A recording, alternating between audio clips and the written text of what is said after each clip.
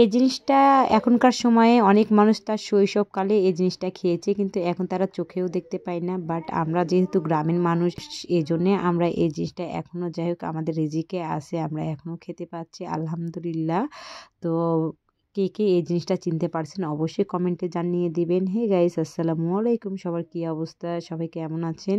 তো আজকে একটা দারুণ রেসিপি নিয়ে চলে আসছি। এই রেসিপিটা হচ্ছে তালের আঠির শাঁস, আর কেউ বলে তালকুর বলে। আসলে এক একজনের আঞ্চলিক ভাষায় এক একজন এক একটা ভাষায় বা এক একটা নামে ডাকে। তো আমাদের এখানে আমরা বলি এটা আঠির শাঁস বলি, আর অনেকে আবার তালকুর বলে। তো আপনারা কে কী নামে চিনেন বা বলে থাকেন নিজের আঞ্চলিক ভাষায় অবশ্যই কমেন্টে জানাবেন। তো এখানে আমার বাবা হচ্ছে এই তালের আঠিগুলো কাটতেছে, আর আমার বড় আপু এগুলা হচ্ছে একটা একটা করে ছুটাচ্ছে। সেই আঠির মানে ভিতর থেকে আর শাঁসটাকে ছুটাচ্ছি ভাই, একটা চামচের দ্বারাই এটা ছুটাতে হবে।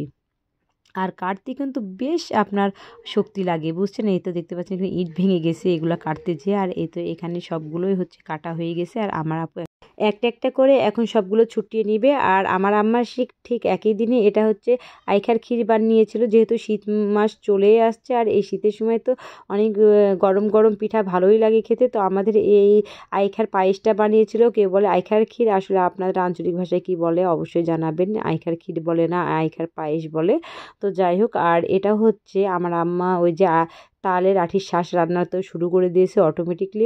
যেহেতু আমি একটু ব্যস্ত ছিলাম এজন্য আসলে নিতে পারি নাই। তো আমি বলে দিচ্ছি কিভাবে আপনারা এই রেসিপিটা করবেন। প্রথমত আমাদের গরুর দুধ হচ্ছে জাল দিয়ে নিয়েছে, যেহেতু ফ্রিজে ছিল ফ্রিজ থেকে বের করে জাল দিয়ে নিয়েছে, ভালোভাবে ফুটিয়ে নিয়েছে। আর যখন ভালোভাবে ফুটেছে দুধটা, তখন দুধের মধ্যে এই আঠির শাঁসগুলো দিয়েছে। আর আঠির শাঁসগুলো দেওয়ার আগে যেহেতু দেখেছেন আপনারা কাটার সময় অনেক ময়লা লেগে যায়, এই জন্য আঠির শাঁসগুলোকে ভালোভাবে ধুতে হবে। ধোয়ার পরে একটা ঝাঁকাতে করে রেখে দিতে হবে যাতে পানিগুলো নিংড়ে যায়। আর নিংড়ানোর পরে এখানে যখন দেখবেন যে দুধ অনেকটা ভালোভাবে ফুটে গেছে, তখন ওই দুধের মধ্যে এই আঠির শাঁসগুলো দিয়ে দিবেন আপনারা। তারপর এভাবে নাড়ানাড়ি করবেন।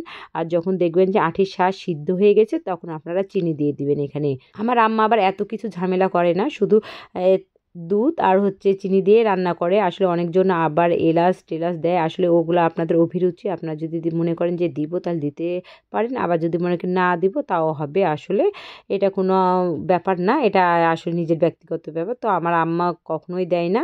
তো এখানে শুধু গরুর দুধ আর চিনি দিয়েছে, আর কিছুই দেয় না। এই তো প্রথমে একবার চিনি দিয়েছে, তো চিনিটা গলার পরে আমরা এখানে ঝোলটা টেস্ট করলাম আর কি।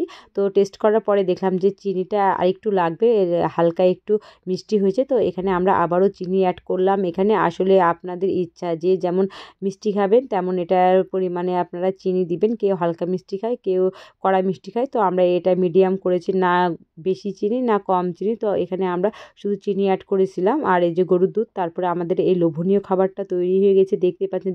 খেতে এতটা ভালো হয়েছে যা বলার মতো না। আর আপনাদের ভাইয়া তো এই খাবারের ফ্যান হয়ে গেছে, তার কাছে এতটাই মজা লাগছে যা বলার মতো নয়। সে বলতেছে অনেক অনেক ভালো লেগেছে খেতে, অনেক মজা হয়েছে। তো ভিডিওটা কেমন লাগলো অবশ্যই লাইক কমেন্ট শেয়ার করবেন। আল্লাহ হাফেজ।